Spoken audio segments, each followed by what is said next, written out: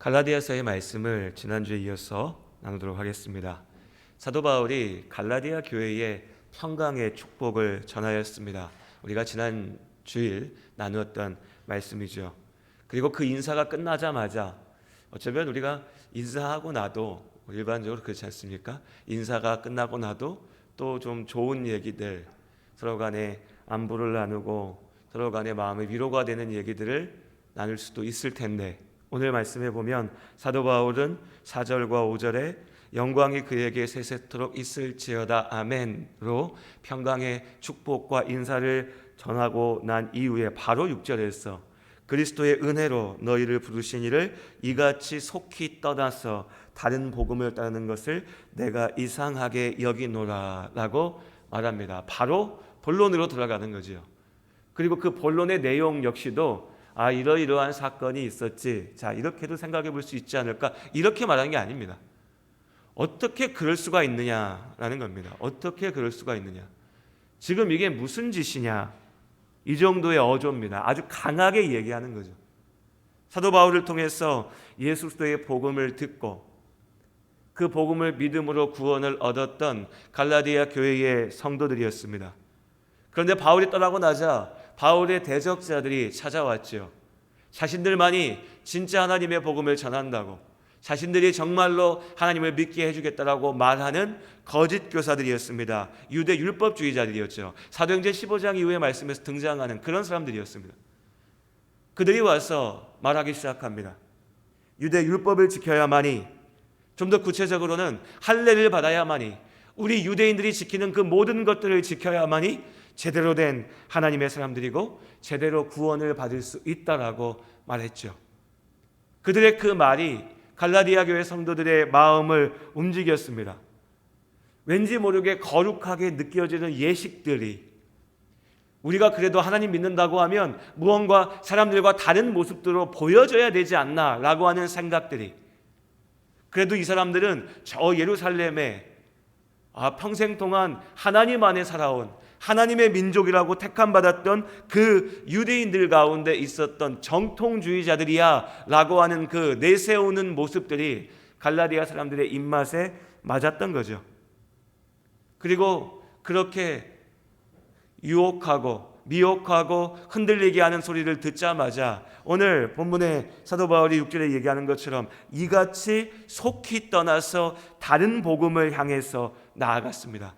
오늘 본문에 속히 떠난다라고 되어 있는 이 원어의 단어가요, 우리 그냥 쉽게 한마디로 얘기하면요, 우리말의 어감은 배반입니다. 배반, 배신. 사도 바울이 답답해하면서 외칠만 하죠. 어떻게 그렇게 쉽게 하나님을 배반할 수 있냐? 어떻게 그렇게 간단히 하나님을 배신할 수 있냐? 그것이 오늘 본문의 사건의 핵심이고 갈라디아 교회가 처해 있는 상황인 겁니다. 그들 앞에 있는 문제였죠. 그런데 또 생각해 보면 이게 그렇게 새삼스러운 일도 아니었습니다. 하나님을 온전히 믿지 못하는 사람들은 언제라도 하나님을 속히 떠날 수 있는 준비가 되어 있죠. 교회 역사 가운데 성경의 이야기들 속에서 계속해서 우리가 보아왔던 그런 모습입니다. 출애굽했던 이스라엘을 생각해 봅니다. 이집트에서 나왔던 그 이스라엘 백성들을 하나님께서 날마다 불기둥과 구름기둥으로 날마다 만나로 먹이시면서 인도하셨습니다. 그 놀라운 은혜를 날마다 경험했던 것이 이집트에서 나왔던 이스라엘 사람들이었죠. 그런데 그 모든 하나님의 은혜를 경험하는 중에도 이스라엘 사람들은 틈만 나면 하나님 앞에 원망했고 불평했습니다. 모세를 비난했고 하나님께 등을 돌렸죠. 하나님을 애써 인정하면서도 그래도 하나님 없다라고 말할 수는 없지 않습니까? 당장 내 눈앞에 보이는데, 하나님이 불기둥과 구름기둥으로 인도하시는데, 만나로 먹이시는데 하나님 같은 거 없어 라고는 말하지 못했으니까 그들이 했던 방법은 뭐냐면, 하나님은 애써 인정하는데 그 하나님을 우리가 바라고 원하는 모습의 하나님으로 자꾸 덧칠하려고 했던 거죠. 그걸 제일 분명하게 보여주는 것이 출애굽기의 금송아지 사건이었습니다. 기억하실 겁니다. 모세가 시내산에 올라가서 하나님과 함께하는 시간을 보낼 때에 이스라엘 백성들이 금방 빠져버린 문제가 뭐였냐면 금송아지를 만들어놨죠. 잘 기억하셔야 됩니다. 금송아지 만들어 놓고 이 금송아지가 신이다, 하나님은 없다, 이렇게 얘기한 게 아닙니다. 이 금송아지가 하나님이라고 얘기한 겁니다. 우리 눈에 보이지 않는 어떤 하나님, 우리가 믿기 어려우니까 금송아지 만들어 놓고 우리가 이집트에서 숭배했던 그 많은 우상의 모습들을 만들어 놓고 하나님이 곧 이 우상이다, 이 우상이 하나님이다 라고 뒤섞어 버린 거죠. 그것이 하나님을 향한 믿음이라고 자신을 마음대로 만들어낸 겁니다. 그렇게 하나님을 배신하고 배반했던 거죠. 이후에 가나안 땅에 정착해서도 마찬가지였습니다. 구약에 이어지는 말씀들에 보면 이제 하나님께서 약속하신 땅 가나안에 이스라엘을 인도하셨고 이스라엘 사람들이 가나안에 정착해서 살아갑니다. 이스라엘이라고 하는 나라를 만들어서 왕국을 세워서 자신들의 역사를 이어갔죠. 그런데 그 시간들이 지나가면서 이스라엘이 보인 모습이 뭐였냐면 그 당시 가나안 땅에 퍼져 있었던 바알에 대한 믿음을 받아들인 거였습니다. 사실 하나님께서 그거 하지 말라고 광야에서 그토록 반복해서 우리 모세오경의 말씀을 함께 읽어오면서 계속 보았죠. 말씀을 읽을 때는 하나님께서 뭘 이렇게 똑같은 얘기를 계속해서 하시나, 왜 이렇게 지겨울 정도로 똑같이 말씀하시나 싶지만 이 잘못에 빠지지 말라고 그렇게 얘기하셨는데 결국 이스라엘은 그 저주받을 죄악 가운데 빠져버리죠. 바알의 거짓된 우상 앞에 나아가 절하는 겁니다. 여기도 마찬가지입니다. 바알 숭배, 우상의 신앙을 가졌다고 하면 우리가 머릿속에 그냥 흔히 생각하기로는 하나님은 안 믿고 하나님의 제단은 어디다 갖다 다 던져버리고 새로운 신의 신전을 만들어 놓고 그 앞에 가서 절했나. 물론 그런 경우도 있었지만, 완전히 빠져버린 경우도 있었지만 더 많은 경우에는 어떤 모습이었냐면요, 하나님 앞에 예배 드린다고 예배당을 지어놓고 그 예배당의 한쪽에다가 가나안 사람들이 숭배했던 바알 신상을 갖다가 세워놓는 겁니다. 가나안 사람들이 숭배했던 아세라라고 하는 신의 상을 갖다 놓는 거죠. 그리고 하나님 앞에 예배 드린다고 하면서 그 우상 앞에서도 똑같이 가서 머리를 조아리고 그 우상들 앞에 절하고 예배했던 겁니다. 가나안에 있었던 이스라엘 사람들의 진짜 문제는 뭐였냐면 하나님과 우상을 뒤섞어버린 혼합 종교였던 것이죠. 광야에서도 가나안에서도 이것이 그들의 문제였습니다. 그리고 오늘 갈라디아 교회의 문제도 이것입니다. 바울이 너희가 어떻게 그렇게 빨리 하나님 앞에서 떠나갈 수 있냐 라고 말하지만 갈라디아 교회 사람들의 입장에서는 아니 우리는 하나님을 떠난 적이 없는데, 우리는 여전히 하나님을 믿는데, 우리는 여전히 예수님을 믿는데 라고 말하면서 예수 그리스도의 참된 복음이 아니라 다른 복음, 정확히 얘기하면 우리 다른 복음이라고 얘기하면 여러 가지 복음이 있는데 바울이 전한 것이 아닌 다른 복음을 쫓아간다, 이렇게 오해할 수 있습니다. 다른 복음이라고 표현되어져 있지만 여기서 다른 복음이라고 하는 건 진짜가 아닌 가짜 복음이죠. 가짜 복음, 거짓된 복음, 그 거짓된 소리들을 쫓아간 것입니다. 그리고 이것은 이스라엘만의 문제가 아니죠. 오늘 우리도 마찬가지인 겁니다. 오늘 우리도 하나님을 믿는다고 하면서 무언가 다른 걸 찾습니다. 우리 마음속에 항상 있는 유혹이고 사단이 항상 우리를 무너뜨리려고 하는 도전의 시작입니다. 예수 그리스도의 십자가의 은혜로 그 복음을 믿음으로 구원을 받았다라고 기뻐하고 감사했던 마음은 잠시고 어느 순간 시간이 갈수록 잊어버리고 무언가 새로운 게 없나? 무언가 좀 더 신비로운 게 없나? 무언가 내 마음에 더 감동이 되고 무언가 좀 뭉클해지고 무언가 내가 카타르시스를 느낄 수 있는 그런 것들 없나? 그런 이야기, 그런 모습, 그런 예식, 그런 기도의 능력, 그런 신비로운 것들이 없나? 당장 내 입맛에 맞는 새로운 것을 찾아서 항상 움직이죠. 그렇게 이 시대의 바알을, 우리가 원하는 모습의 우상을 찾아서 그것을 하나님의 이름 앞에 뒤섞는 겁니다. 그러면서 나는 하나님의 사람이다, 나는 하나님의 축복을 받은 사람이다라고 주장하는 거죠. 그래서 겉으로 볼 때는 하나님 믿는 사람이고 교회 다니는 사람이고 구원받는 사람인 것 같은데 그 속을 들여다보면 저게 정말 하나님께서 말씀하시는 구원인가? 저 사람이 말하는 하나님이 정말로 성경을 통해서 우리에게 말씀하신 그 하나님이신가 헷갈려지는 거죠. 이단 사이비까지 나아갈 필요도 없습니다. 정통교회라고 얘기하는 우리 안에 분명히 이런 모습이 있다는 겁니다. 그런데 아무리 그럴듯하게, 아무리 멋진 모습으로 가만히 봐서는 보이지 않는, 구별되지 않는 그런 모습으로 뒤섞어 놓는다 하더라도 하나님께서는 너무나 분명하게 판단하십니다. 하나님의 답은 분명하죠. 오늘 말씀에 다른 복음은 없다는 겁니다. 다른 복음은 없다. 우리가 아무리 이것도 괜찮지 않나? 교회 오래 다니신 분들은요, 어느 순간에, 여러분 우리의 문제입니다. 우리의 문제. 어느 순간에 내 얘기를 자꾸 하면서 그것을 내가 들어왔던 하나님의 말씀하고 적당히 섞습니다. 이것도 괜찮은 거 아닌가? 이 정도면 문제없지 않나? 세상에서 이렇게 얘기하는데 그게 꼭 틀린 말은 아니고 하나님 믿는 사람들도 그렇게 살 수 있는 거 아닌가? 세상의 우상 숭배의 모습을 적당히 끌고 와가지고 그게 틀린 것은 아니고 그것도 교회 안에서 이루어질 수도 있는 거 아닌가? 궁합 보고, 점 보고, 사주팔자 보고,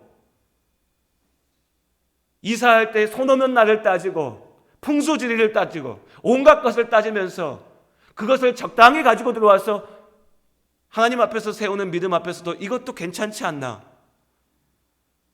아니라는 겁니다.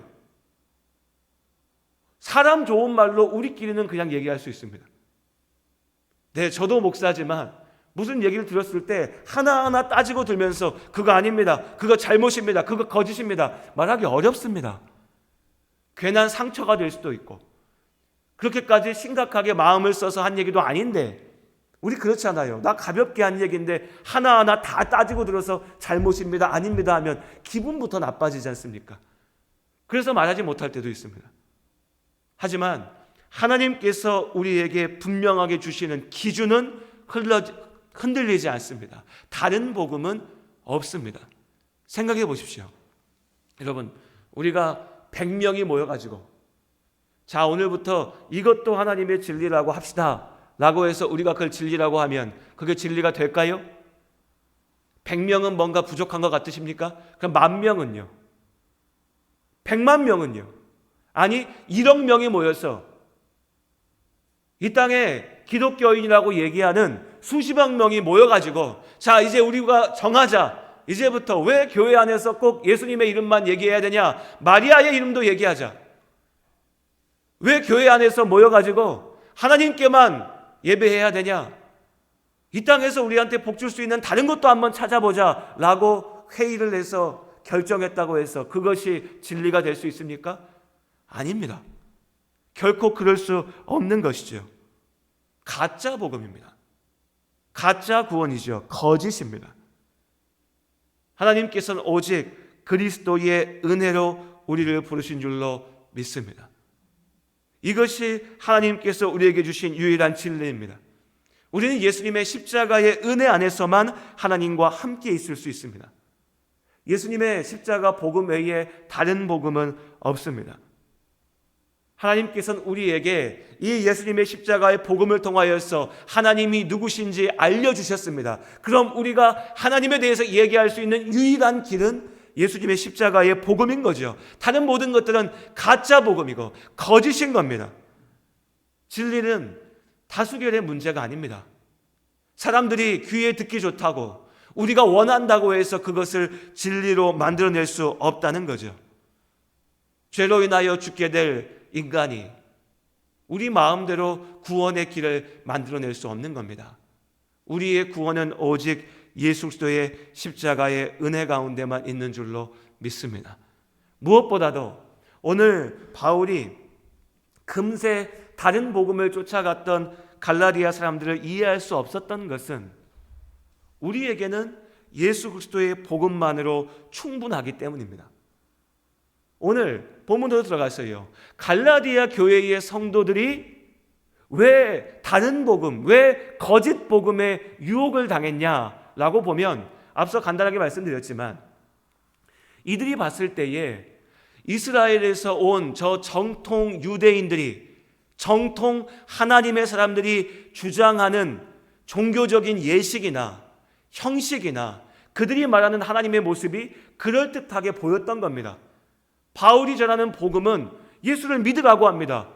그 은혜를 받아서 내가 예수를 믿었습니다. 내가 진짜 예수님 믿습니다 라고 고백했습니다. 자, 그러고 났더니 이제 뭐라고 하냐면 그럼 이제 당신의 믿음대로 성령의 인도하심을 쫓아서 살라고 합니다. 처음에는 너무 좋았습니다. 죄인된 나도 구원받을 수 있다고 하는 게 너무 좋았죠. 그런데 시간이 가다 보니까 이걸로 되나 싶은 겁니다. 내가 예수 믿지 않는 저 사람들과 다른 게 뭐지? 내가 무언가 좀 특별하게 보일 수 있는 게 없나? 내가 좀 더 의롭게 보일 수 있는 게 없나? 라고 생각하기 시작했던 거죠. 그런 그들에게, 그런 인간적인 욕망 앞에, 그런 종교적인 열망 앞에, 여러분 우리가 잘 구별해야 됩니다. 사람이요, 우리가 흔히 얘기할 때 사람들이 귀찮아서 교회 안 가려고 해, 주일날 놀러 가려고 하지 교회 안 가려고 해, 이것만 생각합니다. 물론 그렇죠. 그런 모습이 오늘 우리의 문제긴 합니다. 그런데 동시에 사람의 마음속에 무슨 마음이 있냐면요, 종교적인 갈망이 있습니다. 무언가요, 우리 마음속에는 내가 저 산에 가가지고 몇 날 며칠 금식하고 아무것도 안 먹고 기도만 하면서 나의 특별함을, 나의 영적인 우월감을 사람들 앞에 보이고 싶은 욕구도 분명히 있습니다. 저 사람들은 못하는데 나는 날마다 새벽이면 하나님 앞에 나와서 기도해. 나는 저 사람들과 달라라고 하는 이런 모습들을 통해서 나를 세우려고 하는 이런 욕망도 우리 안에 있다는 거죠. 그런데 오늘 갈라디아 사람들의 마음을 붙잡았던 건 바로 이런 열망입니다. 우리 안에도 있지 않습니까? 직분이요, 직분. 왜 교회들마다 장로 되려고, 권사 되려고 막 투표하고 선거하는데 싸움이 나고, 나 장로 안 세워준다고 교회를 나가고, 너무나 부끄러운 얘기지만, 교회 밖에 나가서 얘기하기도 부끄러운 얘기지만 장로 되려고 하면 교회 안에 와서 막 뭘 바쳐야 되고, 권사 되려고 하면 뭘 내놓아야 되고, 이딴 짓을 왜 합니까? 그것이 나한테요 명예가 되니까요. 교회 안에서 이게 뭐라고 권력이 되고 권위가 되고 나를 내세울 수 있는 어떤 자격이 되니까 그걸 그렇게 가져보려고 모든 문제가 생기는 거 아닙니까? 바로 그런 모습이 갈라디아 교회 성도들 앞에 세워진 거죠. 그런 걸 원하고 있는데 유대에서 온 이 사람들이 그걸 얘기해 주는 겁니다. 할례 받으면 돼. 너희가 할례 받으면 너희는 정통 그리스도인이 되는 거고, 할례 받지 않은 인간들은 너희와는 급이 다른 수준 낮은 인간이 된 거야.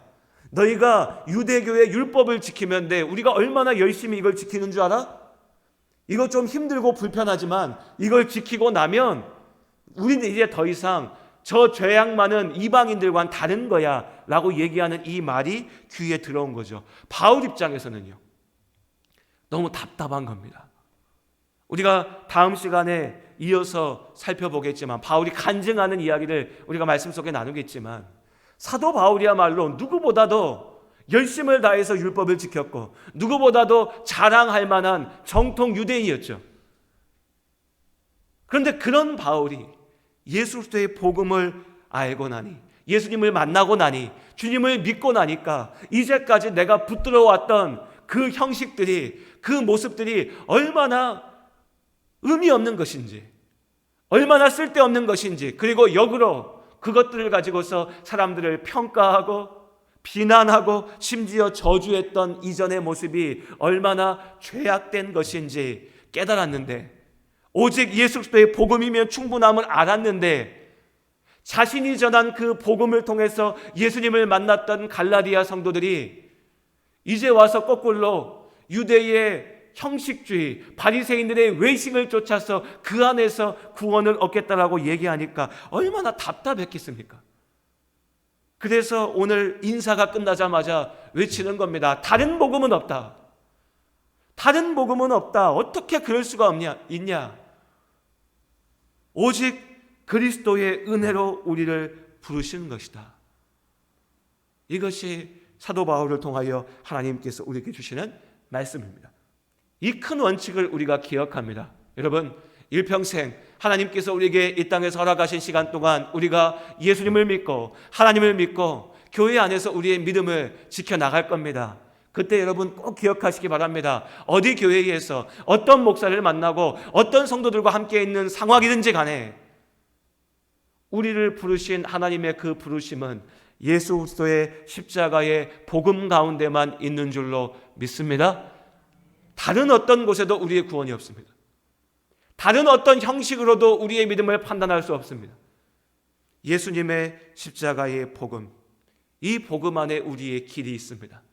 그럼 무엇이 참된 복음이고 무엇이 우리가 온전히 믿을 수 있는, 무엇이 바울을 통해서 예수님께서 전하신 복음인가 라고 하는 것은 우리가 이미 말씀을 통해서 계속 나눠왔고 또 앞으로도 우리 갈라디아서의 말씀, 이제 바울이 다른 복음은 없다라고 얘기했으면 이제 바울이 뭘 얘기하겠습니까? 그럼 진짜 복음이 뭔가, 내가 전하였던 그 복음이 무엇인가를 다시 확인하겠죠. 그래서 우리가 앞으로 갈라디아서의 말씀을 통해서 그 복음의 진리를 다시 나눌 겁니다. 다만 오늘은 그 진리들을, 그 복음을 다시 얘기하기보다 오늘 말씀의 본질, 오늘 6절의 말씀, 다른 복음은 없다라고 얘기했을 때, 자, 갈라디아 교회의 문제가 무엇인지 우리가 보았으니까요. 근데 지금 우리의 문제는 아니지 않습니까? 우리가 율법 지키려고 해서 문제입니까? 아니죠. 우리가 할례를 행해서 내 의로움을 드러내려고 해서 문제인가요? 그것이 오늘 우리의 문제는 아닐 겁니다. 그래서 우리 안에 실제적인 위협이 되는 가짜 복음은 뭐가 있을까?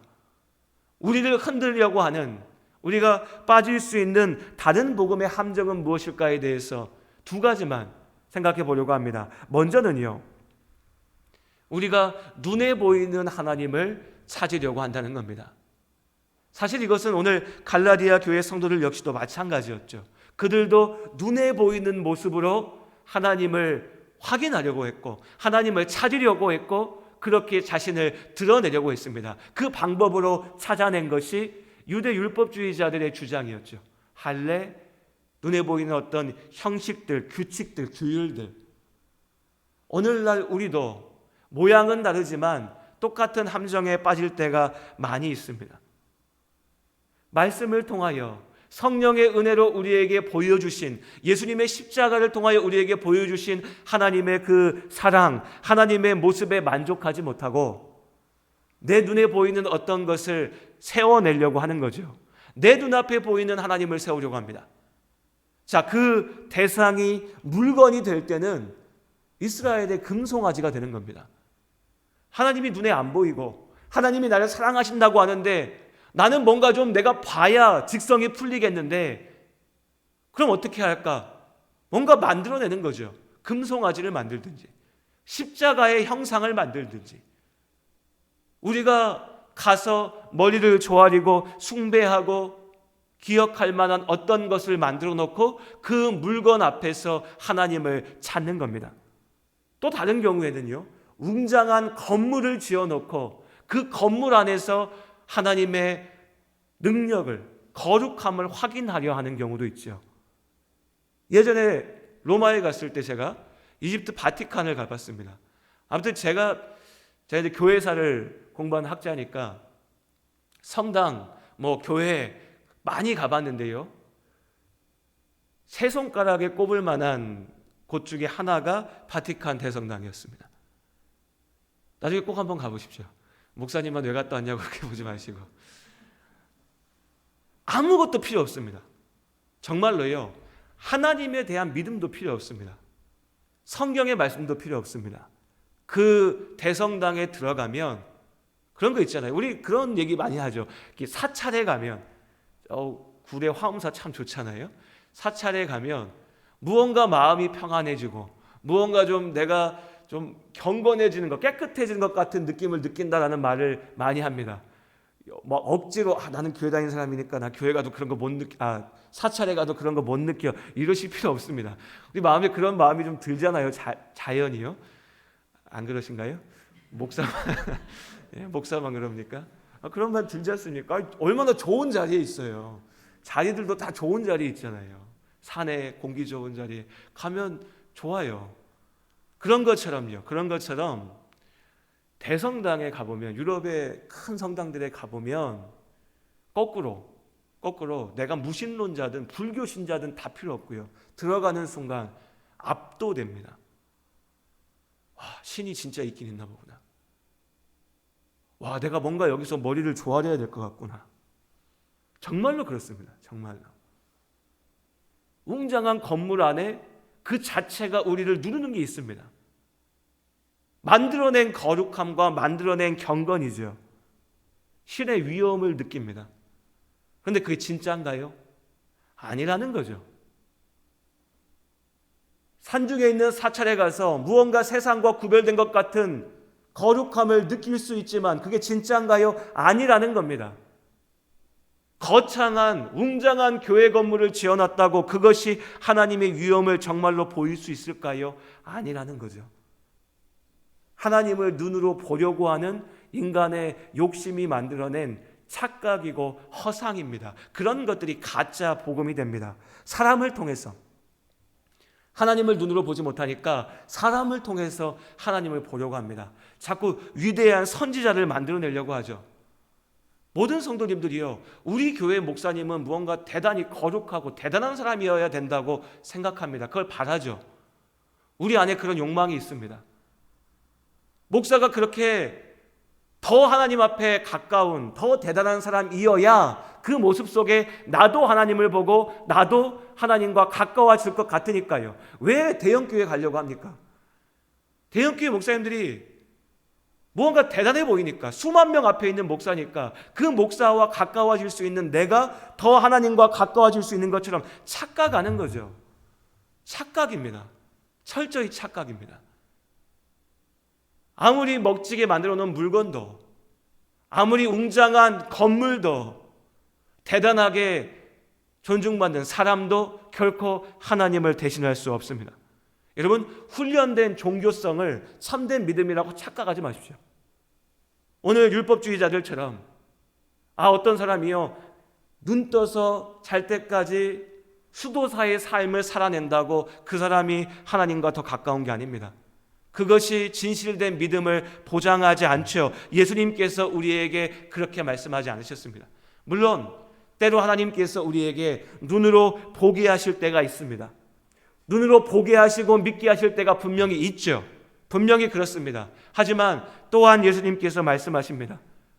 부활하신 주님께서 도마에게 말씀하셨죠. 기억하실 겁니다. 너는 보고서야 믿느냐?